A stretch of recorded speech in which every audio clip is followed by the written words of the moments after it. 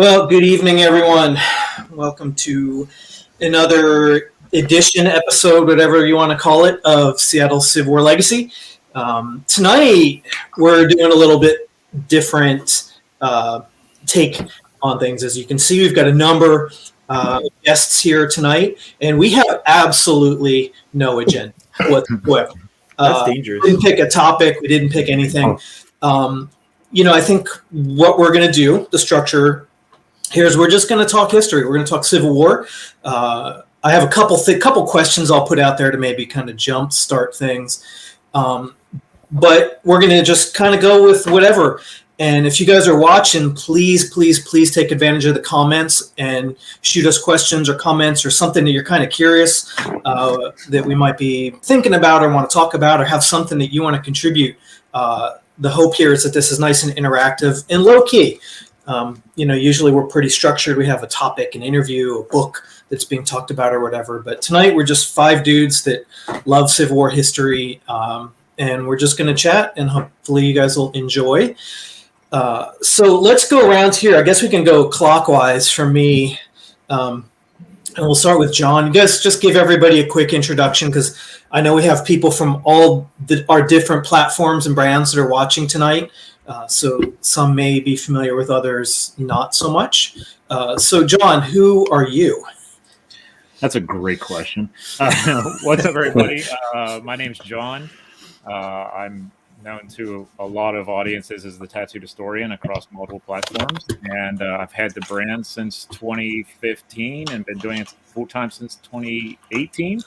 And we do all kinds of history content, gaming, and all kinds of good stuff over on my brand's page. So it's great to be here. And Rich, thank you for the invite, man. Yeah, thanks for taking the time out to join us. I appreciate it. And Darren, let's you. The Brits in the room, so please don't mention the revolution. Anyway, or George Washington, especially when you're on the toilet. So I'm Dan's American Civil War and UK History, and you might also have seen me working alongside Tyler because we do a lot together. And Tyler had to part with me for a whole week, sleeping on his floor. Sorry, I had to go and buy my own bed, by the way. You did. It was good fun. And so I've been going about 12 months, just over, and it's good fun. Well, I'm Tyler. I'm on the Unfiltered Historian page. You may have seen this guy right above me quite a few times, and this guy above me as well. He's significantly better of a World of Warship player than I am, which is one of our new things there. I've been running the page just about since July 4th, so we're going to soon come up on our first year, but I do not do this full time, unfortunately, but I do absolutely love this, and this brand is awesome, and I'm a fan of Seattle Civil War Legacy, so this is really awesome to be back my second time with you, man. So I appreciate you having me on here tonight. All right, I guess that leaves me. Yep. I'm Dan Casella. I don't have any sort of a platform or brand just yet. I do run my town's historical society, the Lawrence Township Historical Society. You can find us on Facebook. It's a tiny little spot here in southern New Jersey. But yeah, I have been reenacting the Civil War since 2003. I'm a member of the Liberty Rifles. We're super authentic. People call us Stitch Nazis, but we're the shit. Get over it. The rest of the hobby.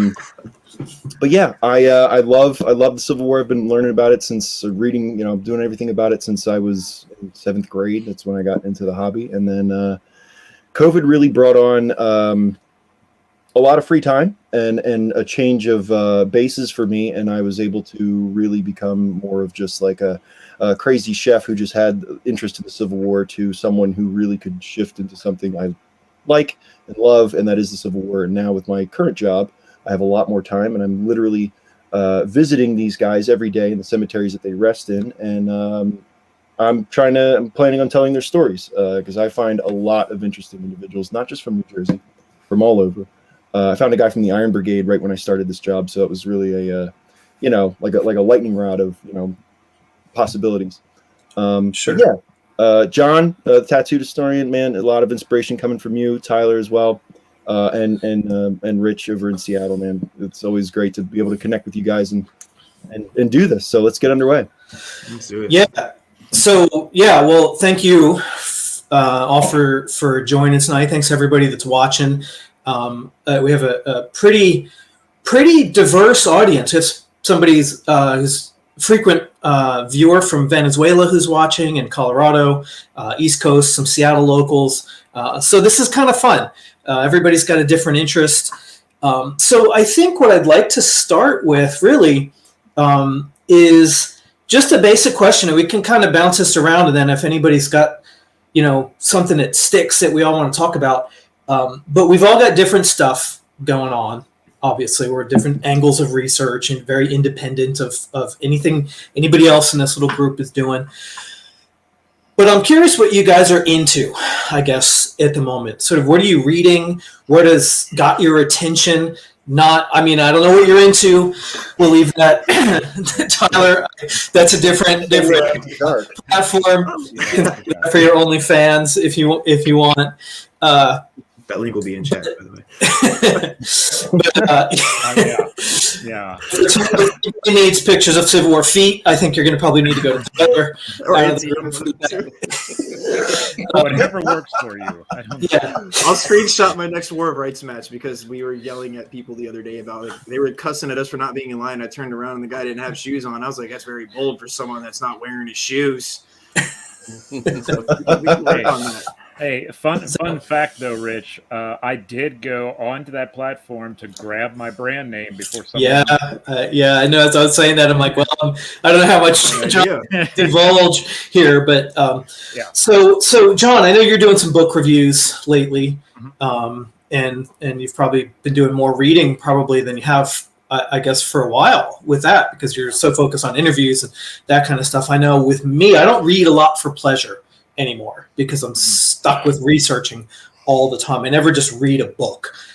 So it's been kind of refreshing to see that you've been actually reading stuff for book reviews. So maybe tell us a little about what you're reading there, or if there's anything on your own that you're really looking into at the moment or catches your attention.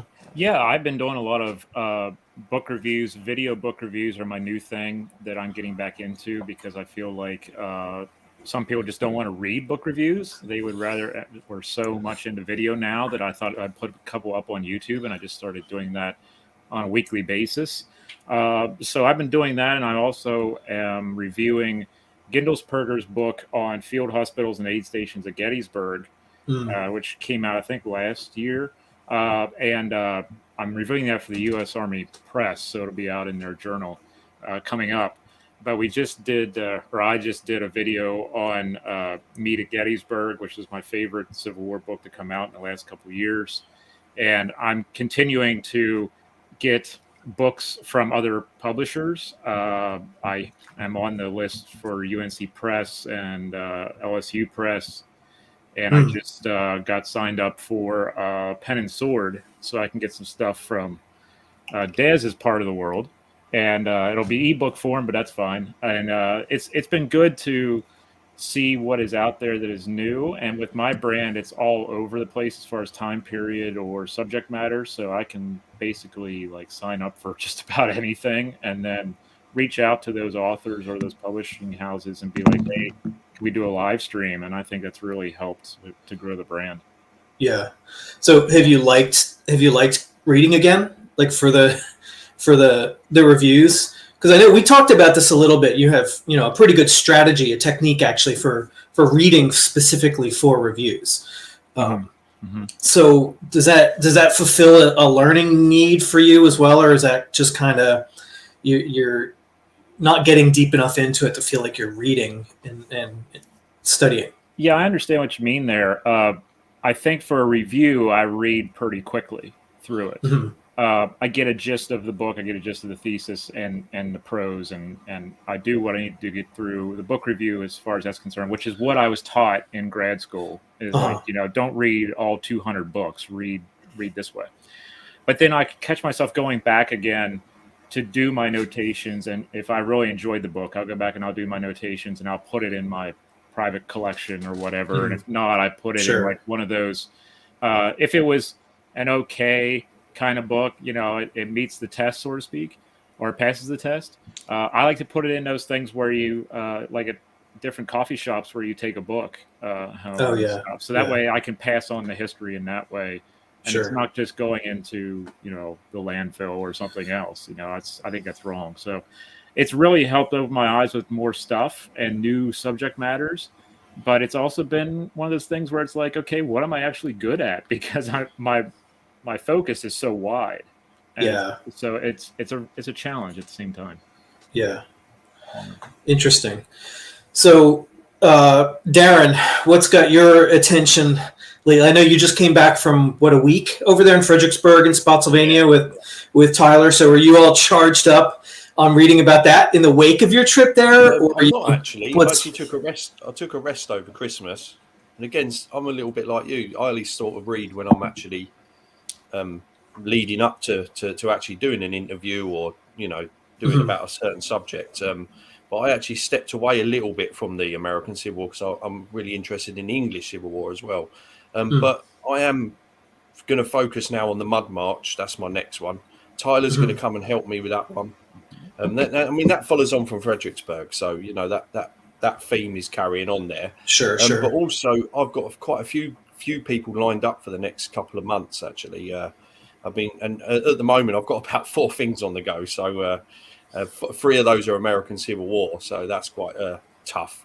But I'm off this week because of the C word, so I've got loads of time to actually be able to concentrate on stuff. So I've got loads coming up. Yeah.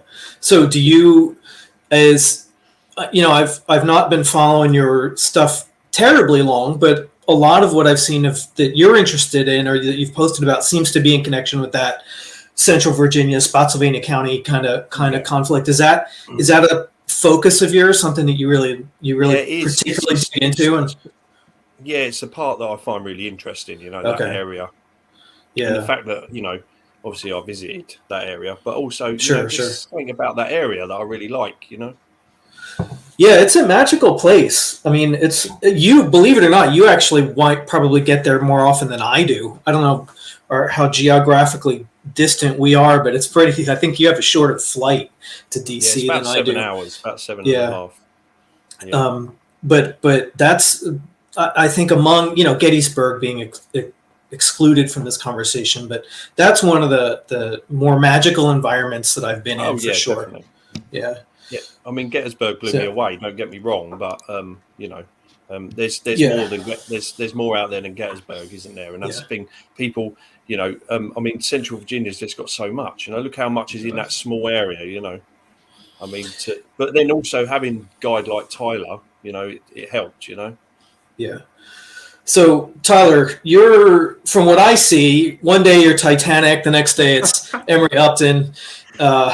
You're pretty scattered around too. But where do you what's got you this week? What are you really into? Are you familiar with the reference of the saying squirrel, where you say squirrel and I'm there, I'm looking at that and I see something shiny over here? That's really how I am with reading. I'll have about 30 books piled. Darren can attest to this too. All strewn out. I was sleeping on them at one point. Yeah, they're good. Sometimes when you don't have blankets, you just wrap yourself in a few good books and it's great. But I'm very much like that. So I actually have always had this, it's almost like an escapism, if you will. I'm doing research. I'm able to knock out a lot of stuff. But one of the things, maybe a coping mechanism is a better word. When I have a bad day or I do, just feeling down a little bit, I'll go grab one of the deepest research material things I have and lose myself in that. And even some of my light reading, if you will, is very considerably in depth. But it is for that reason too. It's not only just to kind of unwind for the day or escape something that I might be going through in a healthy way, because I'm channeling all that through this reading, but it's very much unpredictable as to what I'm going through. So Emory Upton right now has most of my focus. I have 2 volumes of his letters, and they have been tremendously insightful when it comes to trying to better understand Upton as a man and not the mythological soldier we have. Not that he was a myth, but there's a lot of myths that surround Upton. Sure. That has just absolutely been shattered since I've started. One of my favorites, if you don't mind me sharing. Yeah. He was throwing snowballs in the mess hall at West Point, which is what gave him his first demerit. And now we're thinking that there is a saying that Upton never smiles, never laughs, never has fun. Okay, the dude just threw snowballs at soon-to-be Confederates in the freaking mess hall at West Point, and gets a demerit for it, and then is like crying in apathy about, oh my gosh, I am a horrible human being for getting a demerit, and may God strike me down for getting this.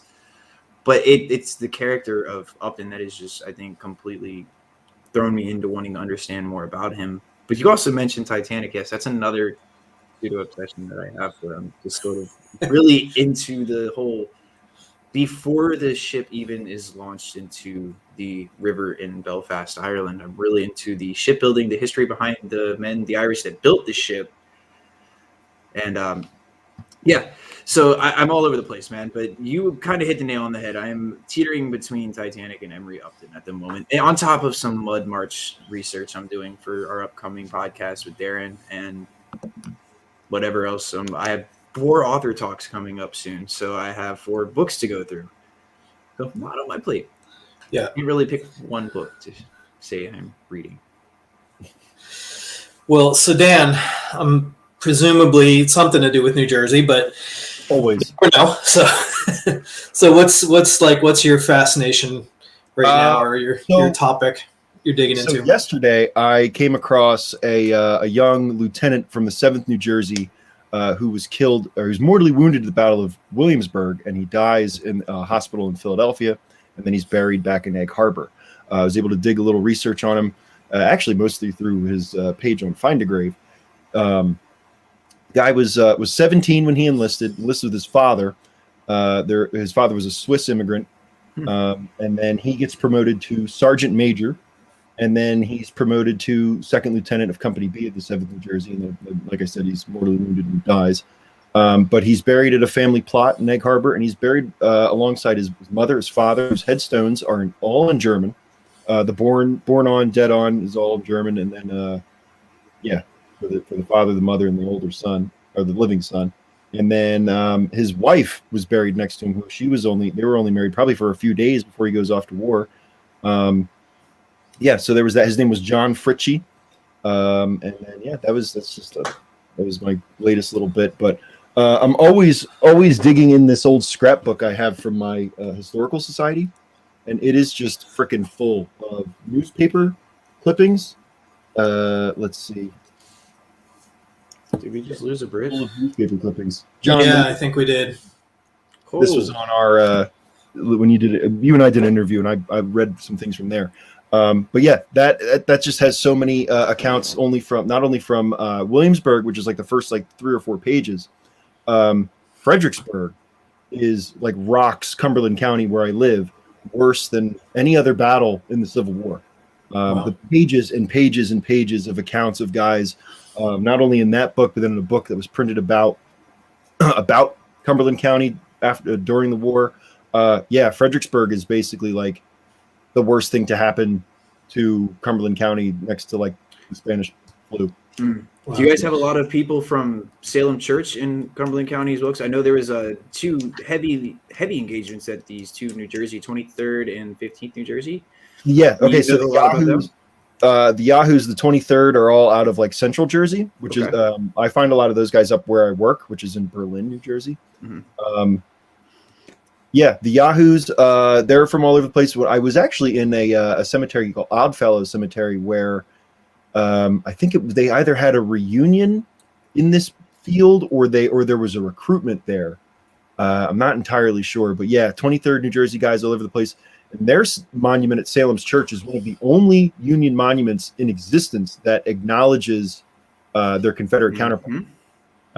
Is that right? Yeah, it's less than a mile out my window too. That's the cool thing. It's literally just right there. So what does it say? What is the acknowledgement on the monument? It just says like they faced Georgians and Alabamians here on, I don't even know the day, May 3rd or 5th. They actually call them brave and honorable foe, or brave and honorable or worthy opponent on the field. Yeah. It's something like what? It's a legit nod of the cap, because I think the 23rd sort of gets beat up and retreats there. Yeah. Upton's boys, the 121st, they take 56% casualties at Salem Church. Yeah. It's a bad engagement. Of course, you drive through this battlefield, and there's nothing to look at anymore, because you can see the church in 2.5 seconds, and there's nothing left. Yeah. I think that's why it doesn't get the attention, and it should, because what you just brought up, that monument right there, should be a very naturally and heavily visited piece of monumental ground. I mean, where else do you go on a Civil War battlefield where it's just openly dedicating a monument to its foe at the same time? That's actually done by the Nowhere at veterans, Gettysburg post-war. or Antietam. That's right. No, you don't have that there. But yeah. Do either of you know if the monument dedication speeches are anywhere in the regimental history or anything like that? I'm about to say, I can go pull the rededication from the 1960s, and he's got that's awesome. Yeah. So it has been dedicated. If the Confederates were here, if the Confederates were present, because I know some of them, depending on, it's probably later than when. I guess we'd have to find out when it was dedicated, but later on, I know that are monument dedications that are after, say, 1890 or so in the southern states in particular. I was surprised to find out how blue and gray a lot of those events really were. Not so much obviously at Gettysburg or Antietam, but when those Union soldiers would come down into Virginia to dedicate, or Georgia to dedicate their monuments, the Confederates came out in some significant amounts, which surprised me, because it's not the blue-gray reunion, it's not the shaking the hands at Gettysburg, but there's definitely a tone of mutual respect that comes out of that, which I find a fascinating thing. It'd be interesting to study that as a group, I think, is to look through monument dedications, all through Union monument dedication ceremonies all throughout the southern states, and really see how those differed from the ones in Pennsylvania and Maryland. Yeah. Or of course northern cities too, but the other thing from there was, like, so we're just talking about the 23rd. Then you have the 24th New Jersey. Not calling them a sister regiment, but just going further down the line. They suffer heavily at Fredericksburg. They're actually in Kimball's brigade, which is the first brigade to go up Morgan's Heights, and then they're engaged at Chancellorsville. And they're mustered out like. Do you know whereabouts Chancellorsville? What's that? Whereabouts Chancellorsville are they engaged? Some Jersey boys get royally screwed, unfortunately, at Chancellorsville. That's the 12th New Jersey. They lose all of their packs. So the account of the 12th at Chancellorsville is they line up. It's their first fight. They have fat packs because they're right out of the training camps. They're ordered to drop the packs, which they do, and they leave guards, and then they go off, fight, and then I guess when they're either pushed back or fall back, I haven't got to that part of the story yet, but they get back to where their packs were, and all of their guards are dead or missing, and that was it. They lost their packs. They didn't get reissued, not even gum blankets until after Gettysburg. Good God. Cool. Yeah. I'd like to see a book written about situations that develop when regiments drop their knapsacks. Yeah, and then what do they do? That comes in, shit goes bad fast. Yeah. And there was, like, in the Valley campaign, of course, there's I don't know what regiment it was. I read about it and I can never find the source to find this again. I wanted to use it on the WTF thing, but I couldn't find it. There was a regiment that, like, they ordered to take off their knapsacks because old Stonewall's coming, and they're like, oh my God, he's behind every tree and we got to get out of here. He never showed up, of course, but they stacked all their knapsacks and burned them, right? Because they were burning all their supplies. And then they get back to Centerville or wherever they wound up at, and Stonewall was going south up the valley, and there was nothing. And these guys got ridden hard by the brigade and division for like 2 years about the burning their knapsacks. And the soldiers were like, because the commander, division commander, panicked and said, "Burn it all and get away." And then they were like, "What the? Come on, man! Like, now we're stuck." And they weren't, like, weeks without any blankets or anything. It's just, and I just see anything involving a knapsack like that is always entertaining to me. Yeah, I know that there were some guys later on in the war when they're veteran guys, they've seen the stuff, and they've been there a while. The guys who don't go over to, like, blanket rolls and stuff, they like the pack better. It's just a personal preference. They refuse a lot to drop their packs because they know we could be shifted to a different part of the line. Yeah. We could get overrun, and I don't have time to grab it. I am not putting this thing down. I'm going to carry it to hell and back. And those guys did it. It's just one of those things where personal preference sometimes with these vets, and the officers aren't going to tell them no, because these guys are. They know what they're all, doing. Yeah, they're all in Yeah. it together, and they're like, yeah, we've seen this before. We're not going to do that again. So I'm sure those guys are ridden hard for a long time for burning their damn packs. I mean, come on. Yeah. You see the photo of Grant's War Council? I think it's right before Spotsylvania, where all the church pews are in that like semicircle. Yep. Yeah. In that photograph, there is an identified soldier, and he's got a full that's right. knapsack on, and his rifle. The guy goes on to win the Medal of Honor. When that photo was taken, by that point, that guy was a veteran for for 2 years. And yeah, his pack, he's got a blanket on top. His pack is all full, and it's like, okay, a veteran. You think skinny blanket, maybe something, maybe a rubber blanket tied around that, and that's all he's got. But now this dude's packed to the gills. It's crazy. Personal preference. It's just crazy to think of. Yeah. My favorite knapsack story. So my ancestor, my third great grandfather, was in the 83rd New York Volunteer Infantry, was the 9th New York State Militia, and they stacked knapsacks at the beginning of the fighting at Second Manassas, which if dropping knapsacks wasn't bad enough, then going into that battle, so you knew the story isn't going to end well for the knapsacks at that point. They get run off the field with everybody else. Then 2 weeks later at South Mountain, the 83rd is going Turner's Gap, I assume. I can't remember off the top of my head. They pushed the Confederates off the top of South Mountain, and then they find that the Confederates had dropped all of their stuff, right? Mm-hmm. And they find all of their own. A bunch of them find their own knapsacks. Yep. They find a bunch of hard packs with the number 9 on them, and then they open them up, and it has their name stenciled inside of it or whatever. Yep. But it's all full of Confederate stuff at this point. So some of them actually got their actual knapsacks back at South Mountain.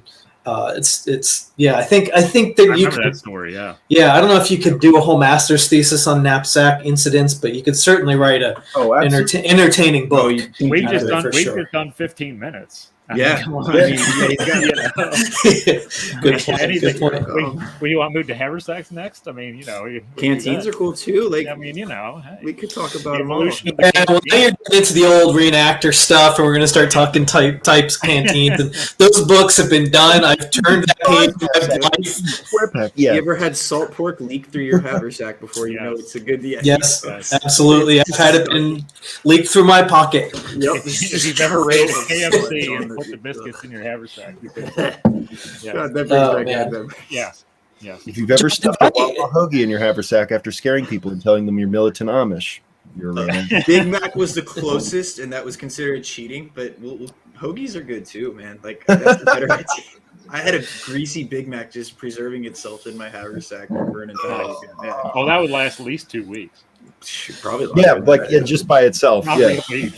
There you go. You authentic campaigners, take note that you could just put Big Macs in your haversack and you're not leaking anymore. Alternative. You'll get just the amount of diarrhea as salt pork will give you. Absolutely. Rich is like, this is getting out of control now. You asked for this, sir. You wouldn't put this on here. It says unscripted.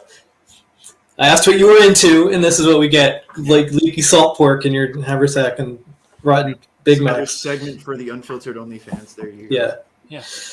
Yeah. I had John. You and I were both at the cornfield at the 135th Battle reenactment of Antietam, wearing gray, which I don't think we'd both be sort of loath to do this at this point in our lives. And one of my favorite. So I guess it's been 20 years since I was involved in reenacting and living history, and I was like you and like Dan is now, with just super, super hardcore, did old events with the Southern Guard and Rob Hodge and Lucasburg and all those dudes. And so we had put together this company of guys from all over the West Coast, from Oregon, California, Arizona, Washington. We're all going to fly. We're all, certain varying degrees of campaign or whatever. And of course that Dawn cornfield thing was like, the pinnacle of the history of reenacting. Never been right. Never been exceeded. And we are in line, getting ready to go in. It's all foggy, the smoke. You're over there firing artillery behind us. And it's like, oh my God, this is the most amazing thing I've ever. Yeah. This is why you do living history, is so you can get moments where you're like, man, this is it. This is what it was like. You know, this is really cool. And we're sitting there, my buddies, and we're kind of give each other that look of like, dude, like this is it. This is so cool. I'm so glad we got on the plane and came here for this. And this is really cool. Yep. And next to us, who we have no idea because this battalion's been put together, we just hear the unmistakable sound when the artillery stops. Right, you're done with your job. Everything's done. Of like of a freaking soda can popping open, right? So all of us like lean and look over, and this guy he must have been from the depths of Alabama, and he's like, "It's breakfast time, y'all," and we're like, I need my breakfast. Man, could you Oh my God, not have killed the greatest, like you were reenacting for years hoping to have this kind of experience, and then he cracks open a Dr. Pepper or whatever right next to us, right? And so we shake that off, and we get going, and we're like, oh, okay, let's get going. And we march forward, and we stop again, and then a guy pulls. You can't even make this stuff up. We've regained our composure. It's like, man, this is awesome. Let's go. We're the 4th Texas. We're going into the cornfield, and then the next sound we hear is that very distinct tinfoil that is on a pack of Pop-Tarts. Oh, it was so quiet. And then you hear that like, and he pulls out the Pop-Tarts. So again, we look over, and the Alabama company is literally drinking Dr. Pepper and Pop-Tarts in like the peak moment in all great acting history. Pepper before they left. What's that? I said they couldn't just fill their canteens with Dr. Pepper before they left. Oh no. Isn't that what Lee said? Alabamians always bring the Pop-Tarts. Yeah. that's probably it. And I'm sure they were, yeah. So man, so yeah, it's just I just think of reenacting and haversacks, and I immediately think of those guys from wherever they were. And then after the thing's over, we decide, you know what, we're gonna desert. Me and my 3 buddies were like, we're out of here. We're gonna go play deserters. First person, we're gonna go. I'll see what the Union reenactors do with us. This will be interesting. So the 3 of us are sitting by a tree, and their columns marching by, and we're, it's like, anybody can spare a piece of whatever? And I swear to God, we got offered granola bars and Pop-Tarts and Oreos and every possible thing that you could get in a convenience store, except a piece of greasy hardtack. Or it was unbelievable. I'm like, man, I feel like I went to the 7-Eleven and not the Civil War reenactment. But haversacks, and I don't have a good relationship with haversacks and Gatorade's just come flying across everywhere. This is good that we 2 old guys can be in here with the young guys and talking about reenacting. Oh, damn! Look, we're young. But yeah, but here's two things about that event real quick. One, I was 16, and I was commanding a 12-pound Napoleon at the event. I had worked my way up quickly to gunner, and so I got to be gunner at that event. We're on the far left of the artillery line. I forget how many guns were there, like 45 or 47 on just the Confederate side. Okay. Yeah. So guys, we're talking 90 guns on the field, at this time. So you're going to have that beautiful cadence and sound, and it's just consistent. It's constant. So it's what time we get out there, Rich? Like 4:30. We're out there. Something like that. Yeah. It was dark. It's dark. I mean, it is dark, and it's foggy. Okay, and we're on the far left of the line. They moved our gun. Part of my detachment had moved our gun 6 guns up to the end of the line, and I didn't know it. And I walked up to the gun line. And I'm like, "Where the hell's the gun at? There's no Napoleon here. This is an ordnance rifle. Where'd the gun go?" And they're like, "Oh, your gun's on the end." And I'm like, "Okay, whatever." So I go walking up there. We're getting prepped, and this is back in the day when you could use 2 pounds of powder in a round. Okay. And we're like, we're going to do full, what we call war round. We're going to do full war round. And we're checking and seeing how many 2-pound rounds we have, because our unwar round was 1 pound. So we're still firing 1 pound out of this gun. And we're like, okay, what's the 2-pounder look like? So we're looking through the stuff, and the commanding officer comes up to me at the battery, and he's like, your gun's going to open the ball. And I'm like, what? And he's like, yeah, you're going to start the firing. This is it. You're doing this. So here's a 16-year-old kid who's been commanding the gun for like 6 months. Now we're going to like be the first gun to go off. And I look at the guy next to me at the limber, and I'm like, you make sure it's a 2-pound round, because when this goes off, I want this thing to bark when it goes off. Oh yeah. He's like, yeah, that's fine. I'll get it. We'll put the right round in, whatever. So like whatever time we started, like 5 a.m. or whatever, 5 a.m. rolls around, and I look down in the bag that the powder guy has, running up to the gun, and it's a huge, thing. It looks like 2 Wawa hoagies stuck together, and it's like, okay, this is going to go down. Okay, so I told him advance the round, and it goes up. 5 o'clock, first gun goes off, and that thing probably recoiled about 4 feet, and there's a flame 15 feet or so out the front. This thing just barked, and it's like everyone in Hagerstown heard it. Probably, it was like, this is huge. And we had all that fog, right, Rich? And then all of a sudden we had all this smoke coming out. And then it went down the line. It was like boom, boom, boom, boom, boom. 45 guns or so going down the line. And by the time it got like halfway down, my gun was reloaded and we're ready to go again. Mm-hmm. This is back in the day when you could fire 2 rounds a minute without stopping. You just go. And we're firing away for like 20 minutes. And we're getting, and you're hearing the reports of the federal guns coming our way, but you can't see them. There's no way. But you're hearing the low thunk in the distance, return fire and all that. And we're rolling along, having a good time. And all of a sudden I see a horse in front of the guns. Someone's riding towards the battery. And I'm like, cease fire, stop, halt, cease fire, don't fire someone. There's an idiot out in front of us.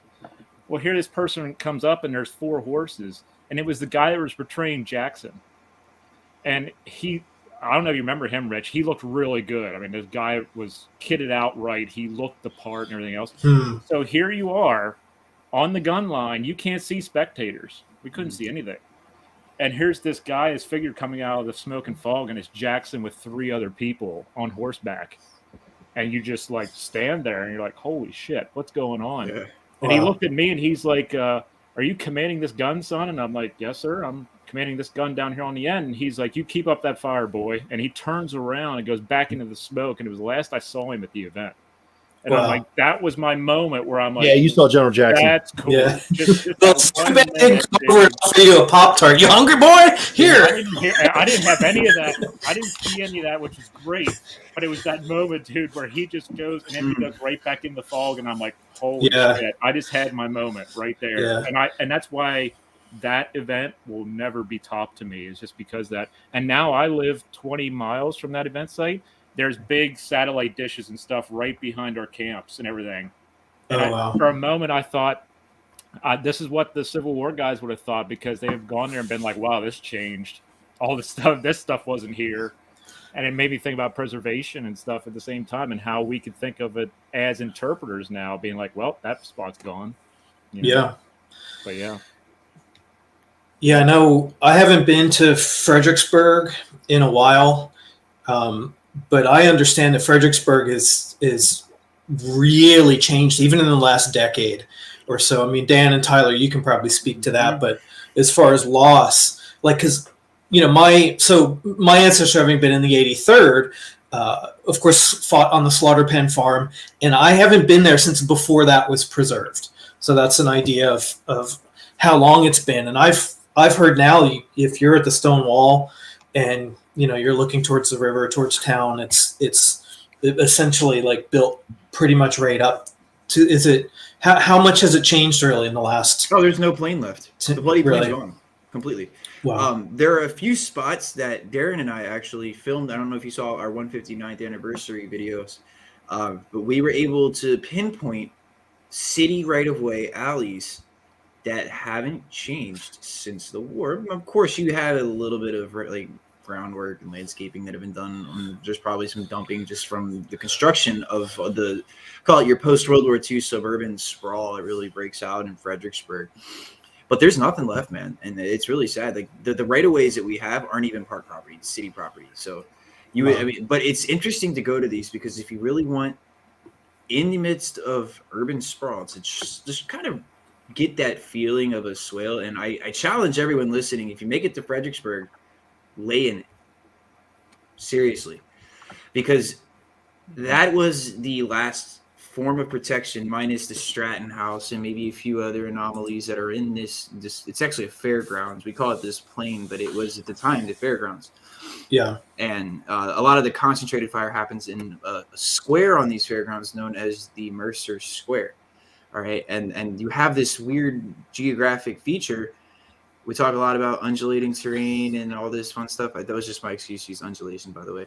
But this battlefield has one very gentle swale, if you will. It's not significant by any means. And again, Darren can attest to this.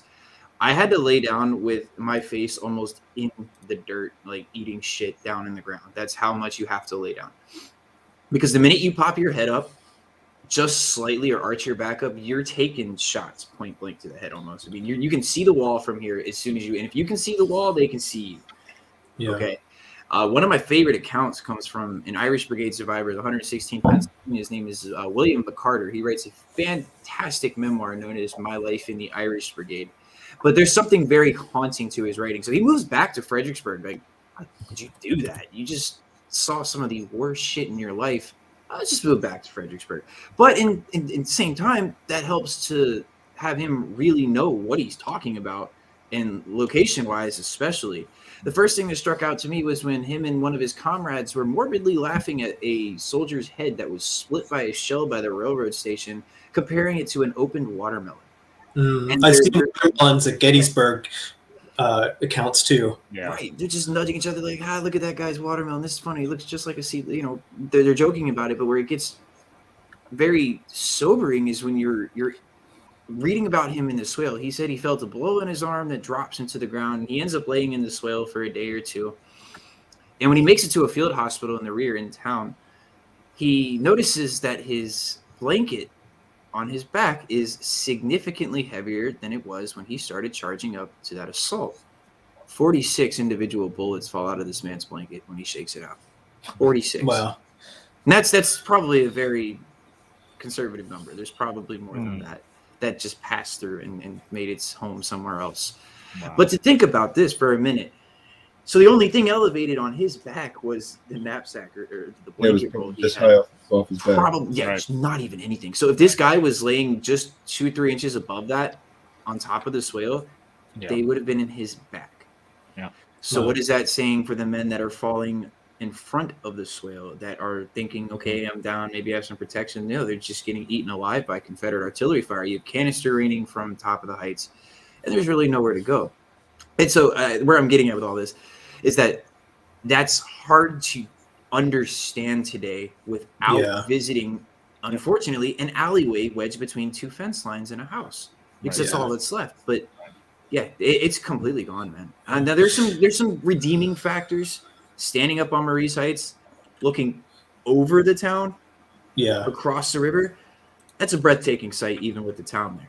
Sure. Just let alone reverse it. Take Chatham, for example. You can go over to Chatham on the Stafford side of the Rappahannock River or the north side of the Rappahannock and look across. And you can see Marie's Heights from Chatham. You can see the tall or I shouldn't say little, but the tall American flag waving atop Willis Hill in the cemetery. So there are some redeemable qualities to it, but case in point, it's gone. Mm-hmm. Well,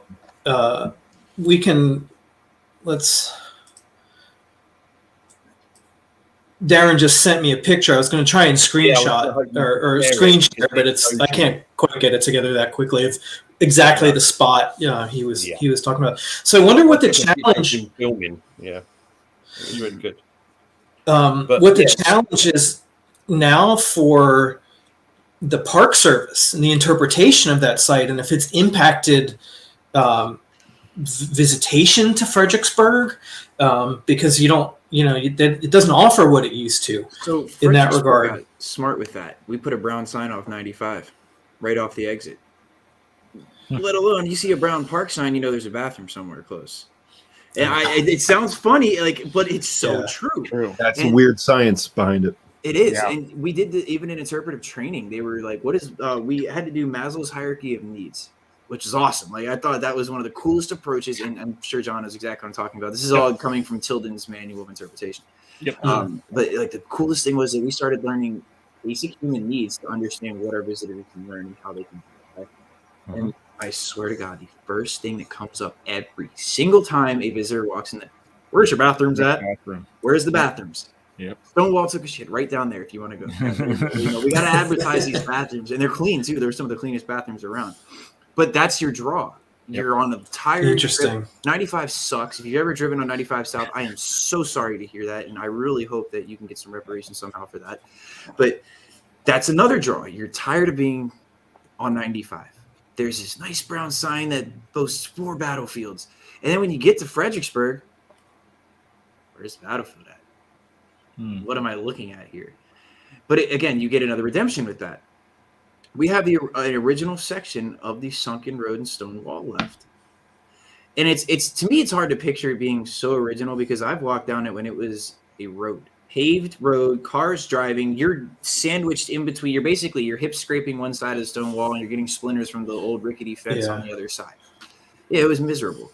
So that's how I remember it's also changed in a good way because that's all gone. The city surrendered its right of way roughly 2003, 2004. The park reconstructed another part of the wall. So there wasn't a full wall there at one point.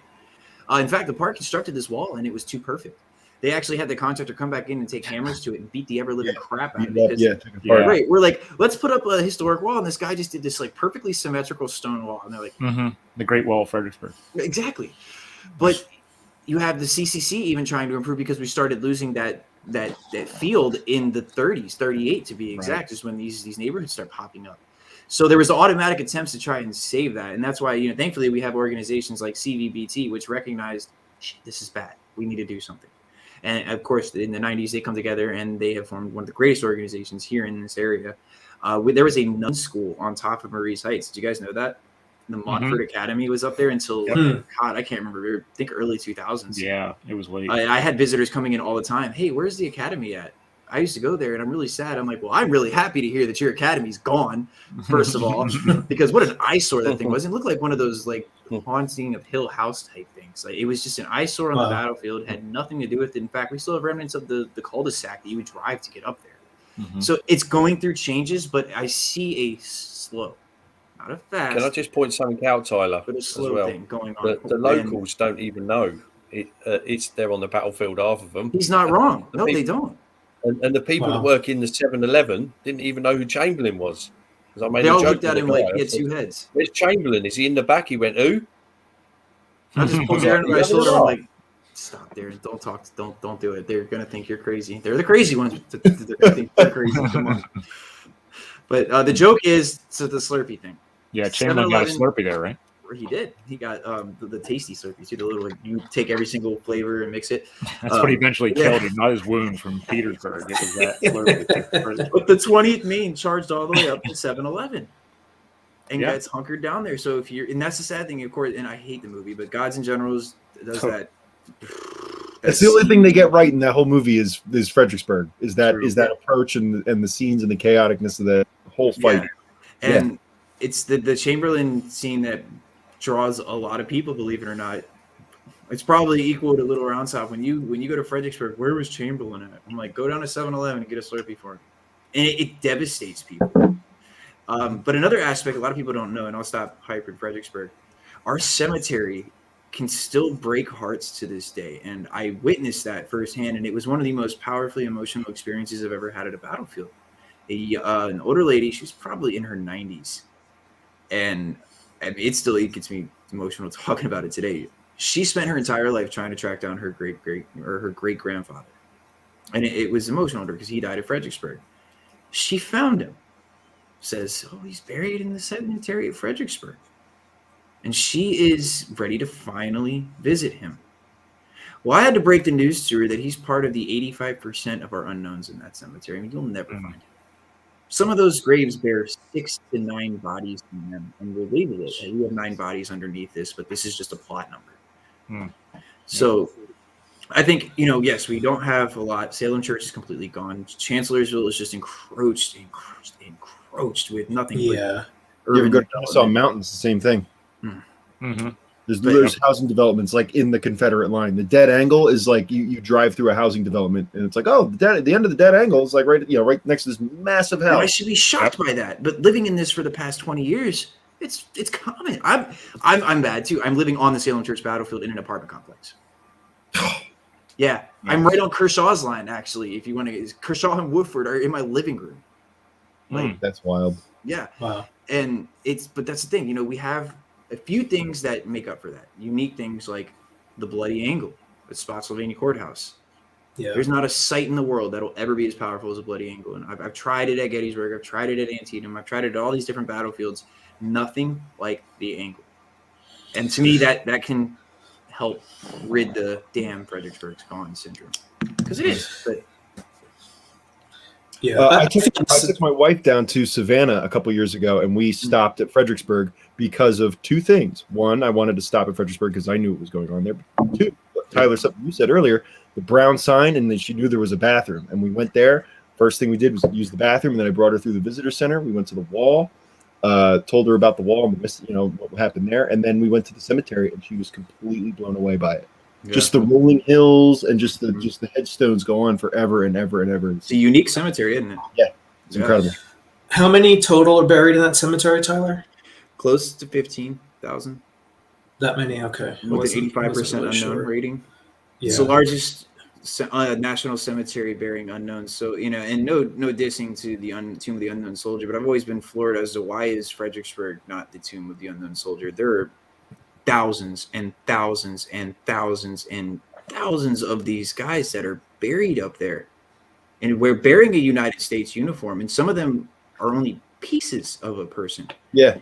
So you'll get, like I said, you have that plot number where it'll say 6754, and then underneath it you'll have either a single or a double digit, and it's 9. And then the next 20 headstones next to that are 4, 6, 5, 7, 9, 8, 12. And those are the dead that are buried there from Fredericksburg onwards. It's not just Overland campaign casualties. It's actually Battle of Fredericksburg. There are 3 initial burial trenches at Fredericksburg. There's an incident, and I've written about this extensively, actually, called the Ice House at Federal Hill, which is a Union artillery position. And just like today, everybody likes to cut corners and get a job done easy, right? Confederate General Heroes von Bork, which love him or hate him, he's definitely one of those, sees a Union detail throw 98 corpses inside of this ice house, to which weren't discovered until 1866, mind you. 98 bodies sitting on top of ice. Wow. Damn near preserved. Wow. But not identifiable. And you have the all in the cemetery now. That specific group.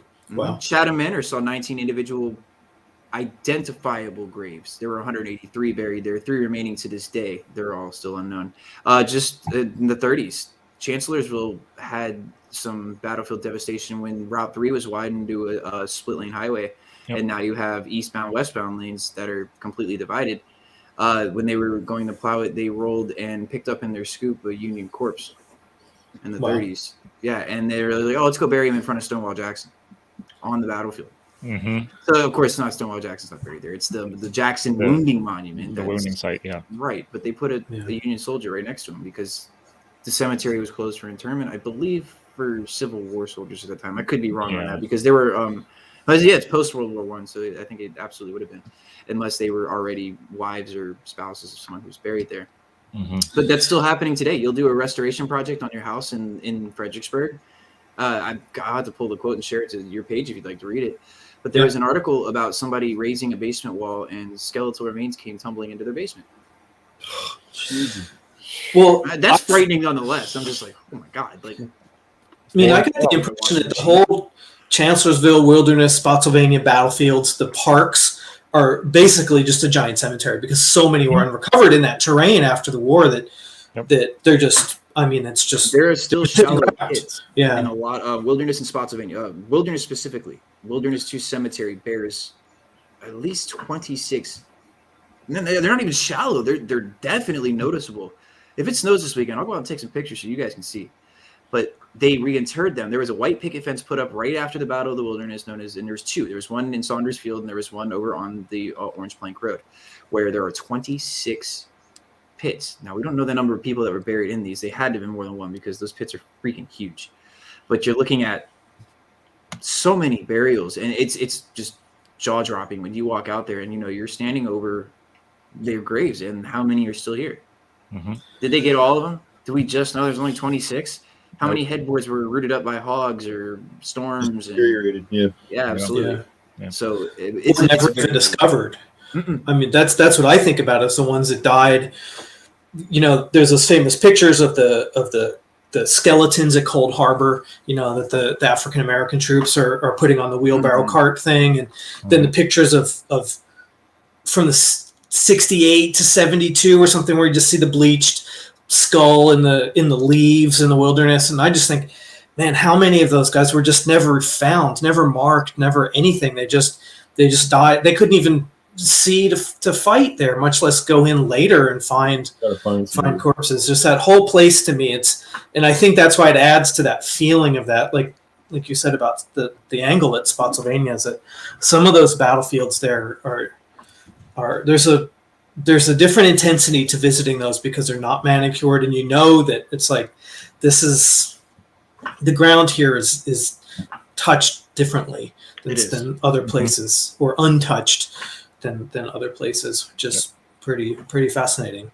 Has any scholarship been done on this? The whole sort of Fredericksburg Overland Campaign, burials and cemetery stuff. Absolutely. I feel like that's right for some in-depth study. And if you want to read something cool, I'll send you the link to it. I highly recommend you check it out.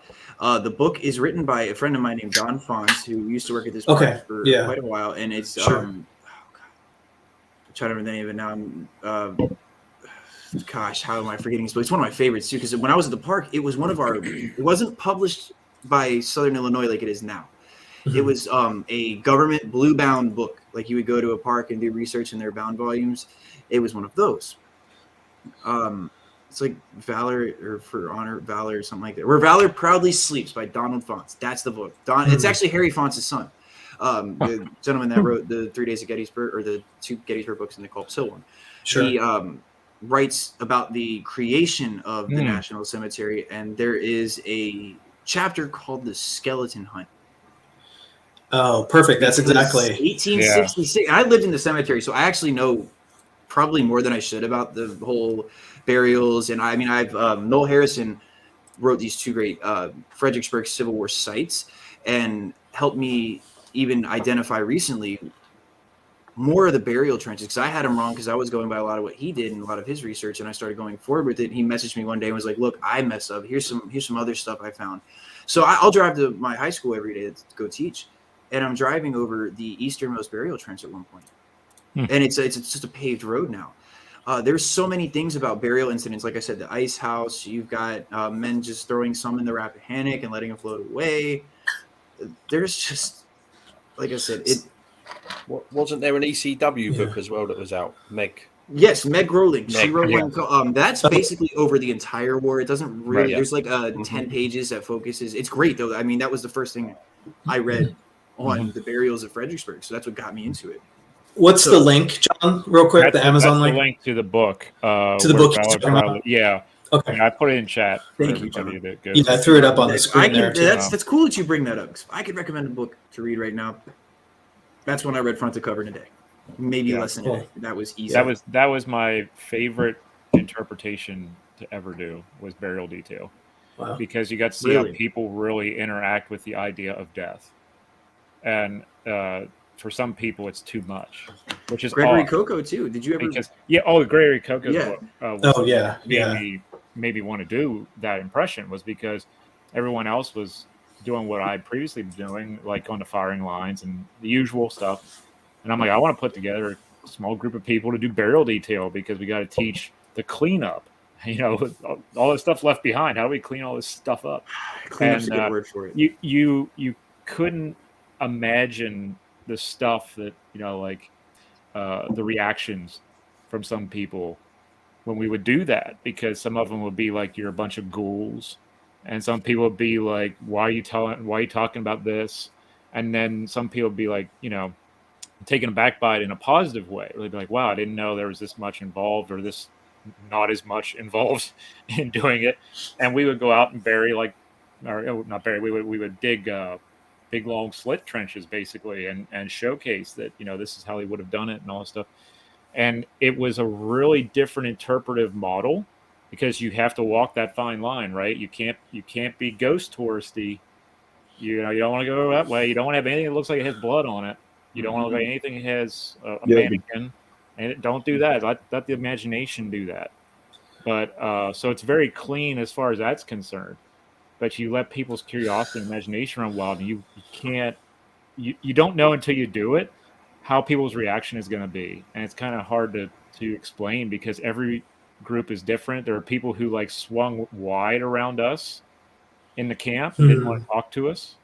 And there are people who came right up and they're like, wow, my ancestor talked about burying the dead. This must be how they would have done it. And you would talk. So it's a really interesting thing, because everyone's used to the firing lines at a reenactment or an interpretive event, living history. People aren't used to 10 people going out and covering their faces up and because you have like perfume laden stuff or like something, having, flasks of whiskey laying around, or supposed whiskey. And you're out there talking about taking stuff out of the pockets of the dead and doing all this other stuff. People really react differently to that. So when you see a book like that coming out, it's going to help people understand the process even more. And I'm glad people do that. That's always what intrigued me. It's interesting to me that because those burial sites, like the trenches, and I think of the burial trench at Shiloh, the ones that are around Spotsylvania County, the Iverson Pit, of course, is a draw on the Gettysburg battlefield. The people are drawn to these places, sort of what they are symbolically or tragically. Mm-hmm. But then, like you said, you put it right in front. Like here's what it actually was. Mm-hmm. Then you're going to get a completely different reaction. That's pretty fascinating. Yeah, because those places are really a draw on the battlefield. Tyler, maybe you can say more about that area. But I know Shiloh and obviously Gettysburg, or the burial pits on Culp's Hill at Gettysburg too. I mean, still people. That's a destination on the battlefield for visitors. Mm-hmm. So there's a fascination with that. But then to know what it actually is and see it in action, and then they back off. It's a fascinating dynamic. No, absolutely. I think for some people there's a limit to how much they want to believe the horror. Yeah, that man can do to man. That's why I don't need to watch horror movies or read horror stories. I got history. I don't watch them. That's funny. I've noticed a lot of historians do not me either. We don't need to horror movies. No, we know it. We know the truth is scary. That's the only ghost horror at Gettysburg that I thought was really interesting was that Gravediggers tour, where they literally gave you a tour about burying the dead, and it was said the truth is scarier than fiction. And that's the part I caught on to. I never paid for the tour. Still haven't even gone on it. I just love the fact that someone's actually out there advertising truth being scarier than fiction, because there is absolute honest sentiment with that thing. Mm-hmm. Yeah. You know what I mean? Greg Coco's Gettysburg book is the most horrifying bit of reading you can do. I mean, Stephen King can come up with some stuff to scare you in the middle of the night, but you read about Sophronia Buckland getting an arm hanging from the tree and hitting her in the head as she walked through the Culp's Hill. You can't even make it up. Or the melting of bayonets to make hooks because the bodies were referred to as soup. Yeah. Yeah, they were too. Yeah. I always like to read this stuff though about how they took their time with their friends, and they're like, we put knapsacks down underneath them like a burial shroud kind of thing, and then we laid them down, and we did this, and we did. It's really interesting to see how they treated the dead. For me, that's what I'm interested in. I'm interested in death and burial and memory, and it's really interesting to see how these guys are doing it on the battlefield. And then when you go to Gettysburg, you usually find me at like the Rose Farm, because of all the photographs taken of the dead, and I'm out there reading the accounts, and I'm like, okay, this is where it is. So while a lot of people are out there looking at the tactics of July 1st to 3rd, I'm looking at the July 6th stuff, and that's just my jam. And I'm like, okay, I'm going to be out here looking at pictures of bloated corpses and see what's going on, because people don't, think about that too much. So here's one of our local viewers here and I get this too, Dale. I understand your comment of sometimes you almost. I had this at Shiloh when we were reenacting the 15th Arkansas at Shiloh, and we followed the course that they marched through the battlefield step for step. And what this quote that I just, or the comment that I just threw up, I kind of get that, and it's interesting that other visitors would get that too. Is like, you just, in a place like the wilderness, you're almost like, I don't want to step on anything here. Mm-hmm. Like I don't know where. Of course, it's very, very, very unlikely that you're standing on a dead Civil War soldier, but the idea that that's there and present in that space, and then you think about the horror and the violence, and yeah, the more you know, the worse it gets about that, like that feeling of the battlefields. Yeah.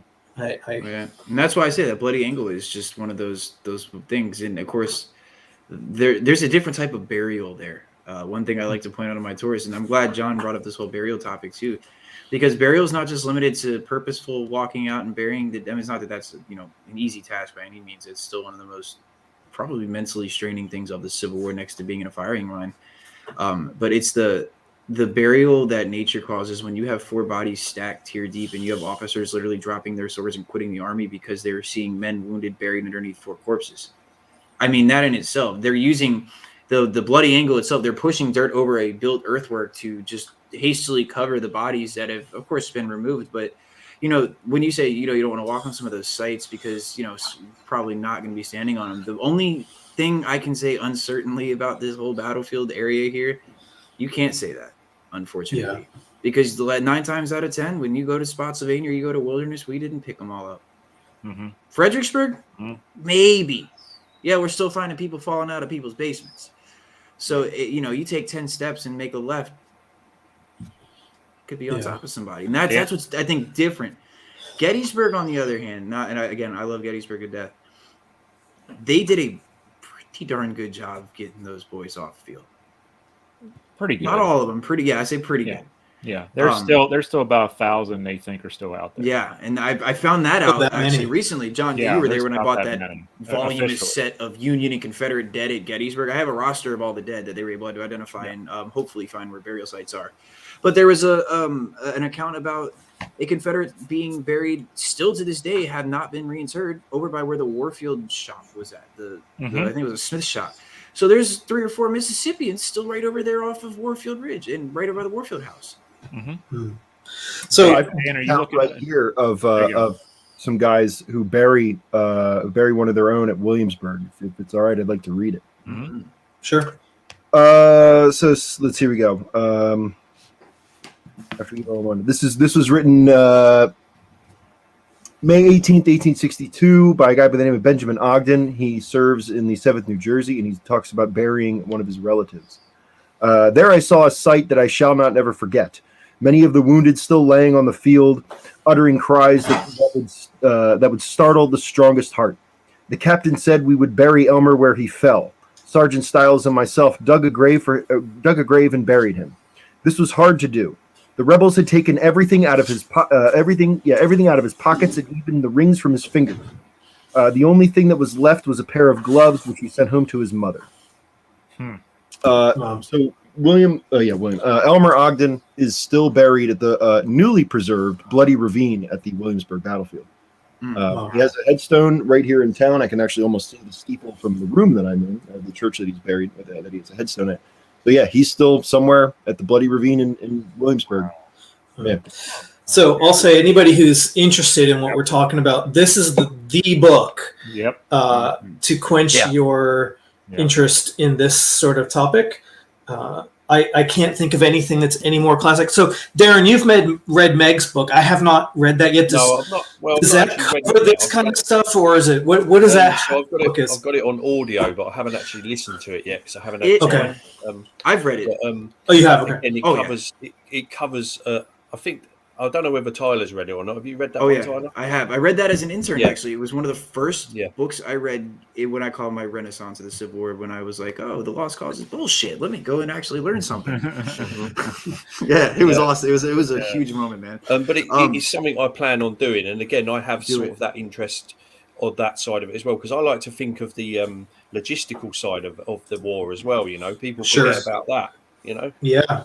How the hell do you move 120,000 men? She You know, writes in that book. what comes with that? You know, there's so many things that come with it. You've got to have food. You've got to have everything you could think of. You need for 120,000 men, and that Chris also Mikowski, by the includes way, the burial afterwards. You know, people forget he writes about an that. intro to that book that has really stuck with me. He was like, because I was in the midst of giving tours at the time, and I understood right away why this book was written.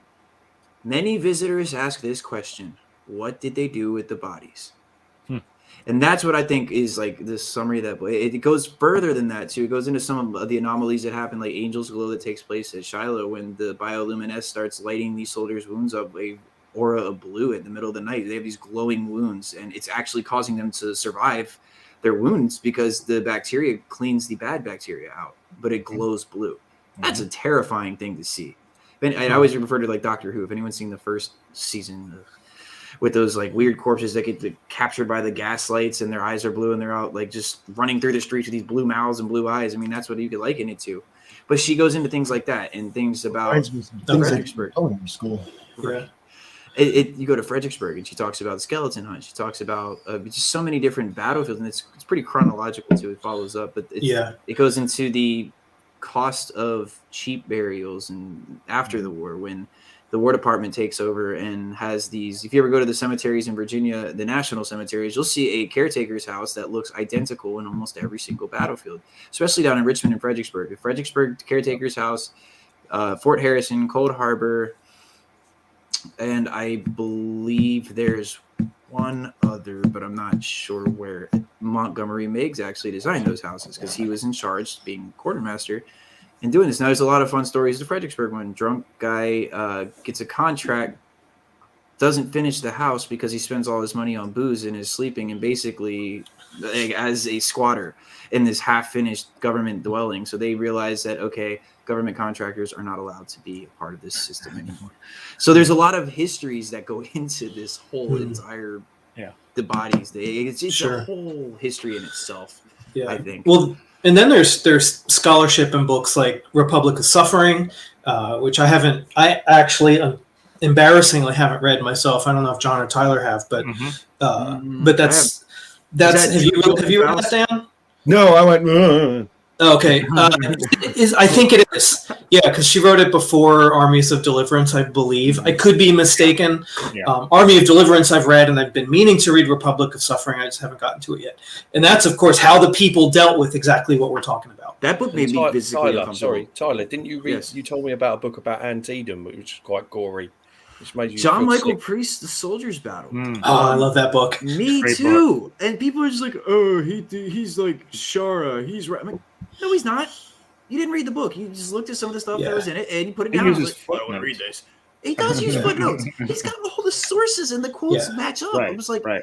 But let me get off my rant there because that pisses me off. People are like, this book isn't worth it. It's so dismissed. And I'm like, why? This is a gold mine. It's horrific. And again, you want to talk about books that made me physically uncomfortable? Gilpin Faust made me question my own mortality. We're young kids at the time, me studying the war. I'm 20, 21, barely just turned 21. You still have a little bit of that invincibility feeling. You know what I mean? You get it for a little bit. The Civil War snapped me the F out of any type of invincibility. And Drew Gilpin Faust made me not able to turn pages at times because I started questioning my own mortality. I think that's something that we find a lot in these Death in the Civil War books is because we start thinking about how we're not here forever. It gives us more motivation to do things like write more and try to preserve these battlefields for our generations and yada, yada, yada.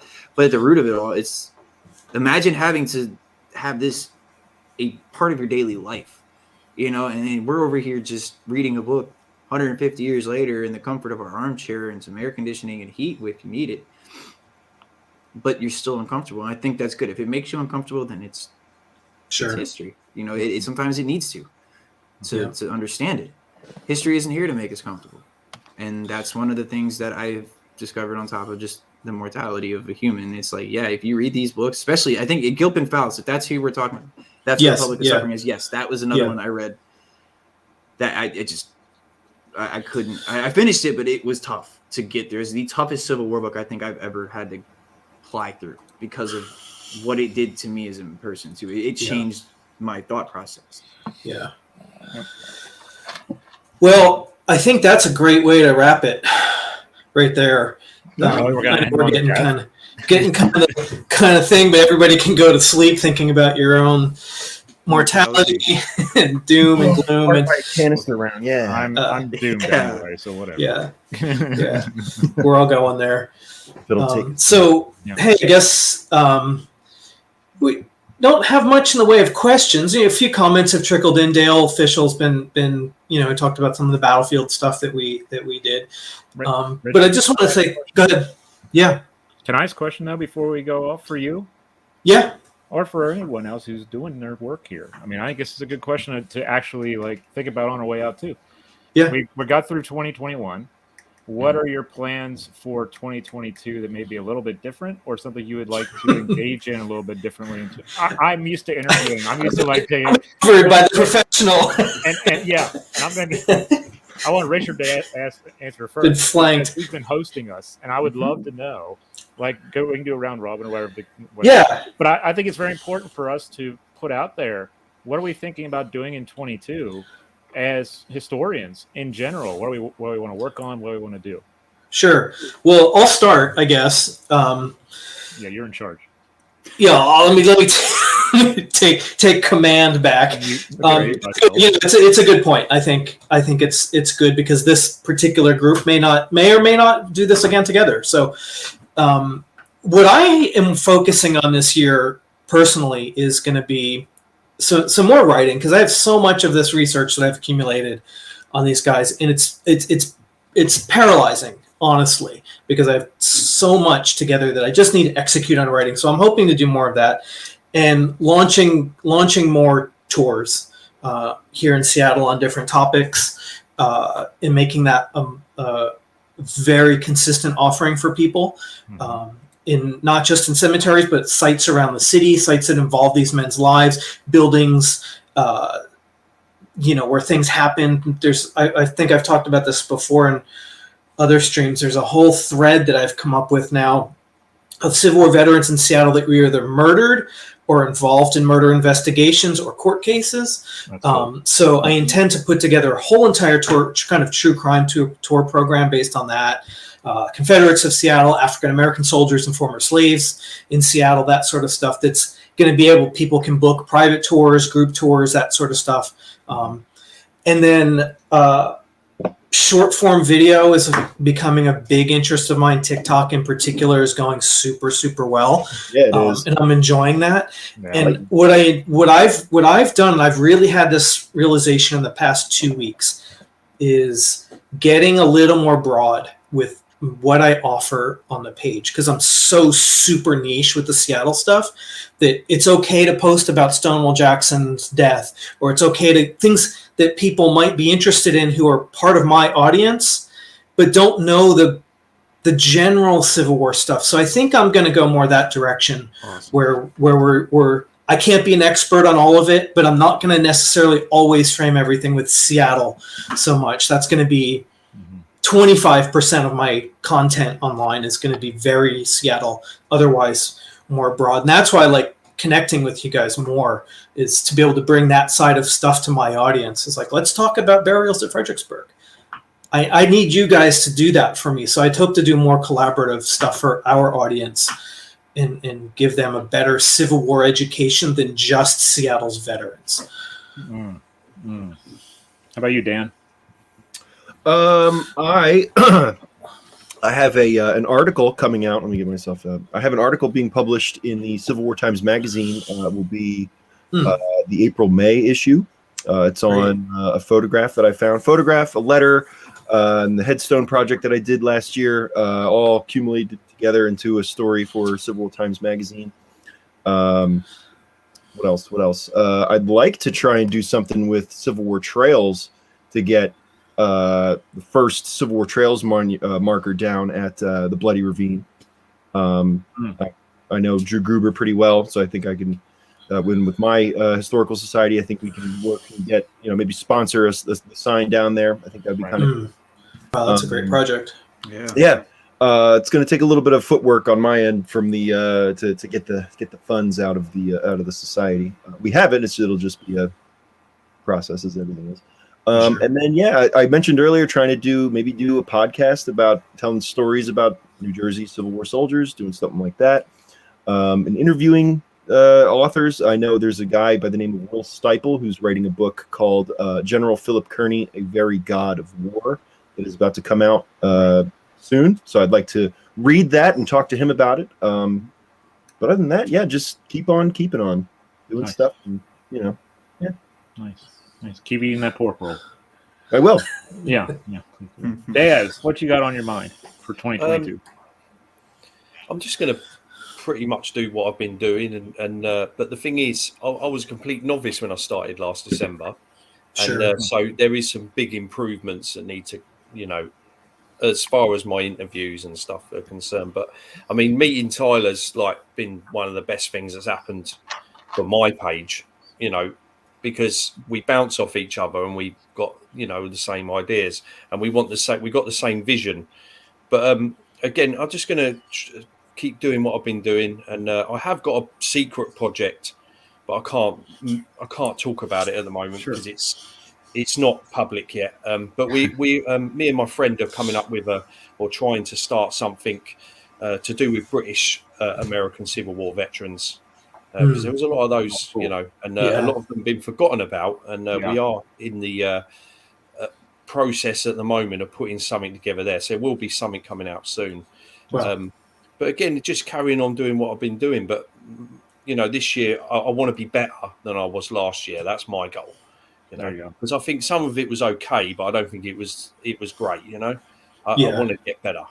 That's my main goal. And again, it's just about spreading that gospel of history and being able to talk about it, because I don't get to talk to anybody else about history, work colleagues not interested, Yeah. So, nobody that wants to hear it. No, that's it. I mean, they ask you a question, they fall asleep after 2 minutes. Yeah. But that's about it, really. Yeah, well, we all have secret projects, so that's fine. Mm-hmm. You don't have to say it all. We don't give away. We don't show all our cards. Yeah, I got a few of those too. Yeah. Tyler, what's on your mind for 22?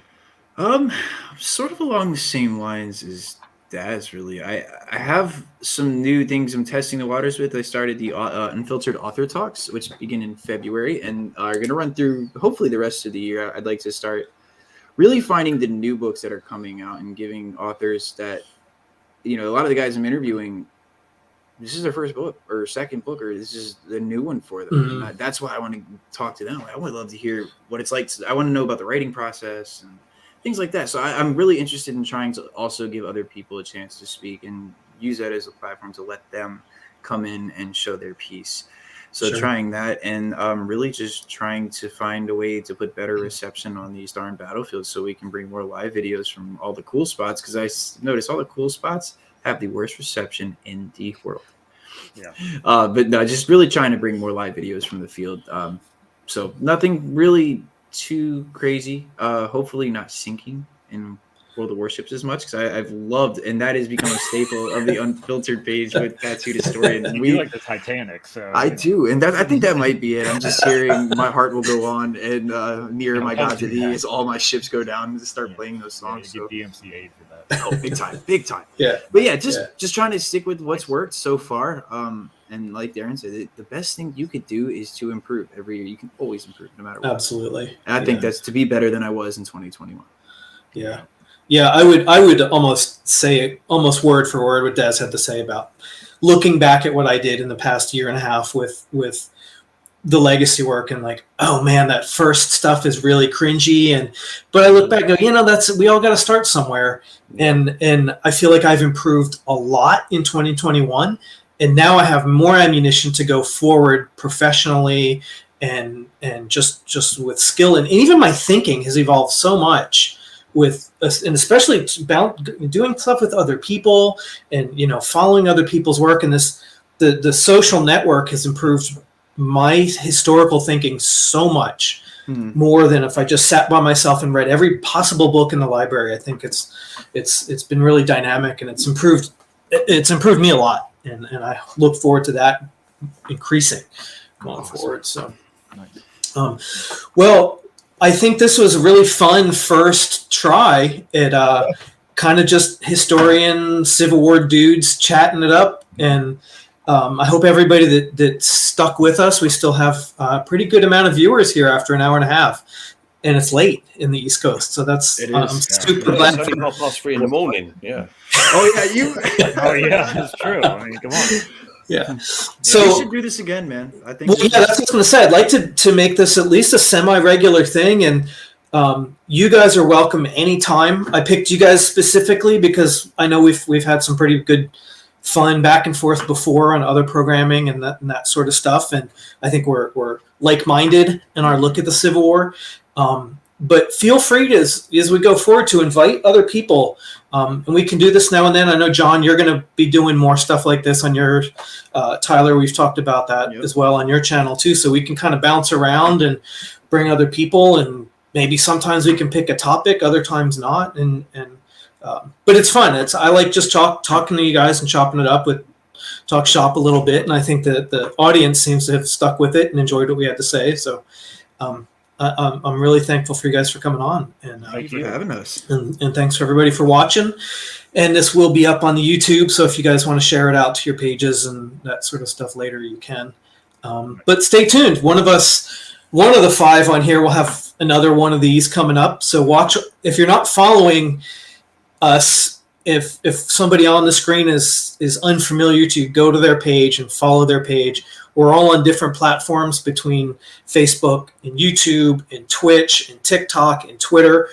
We're on all of it. So I think that's the best thing that our viewers can do, is to support the people that came on tonight and follow and share their content as well. So, all right, guys. Well, thank you, and thanks everybody for watching. And we're gonna check out. Good night, everybody. Good night, Ray. Have a good one.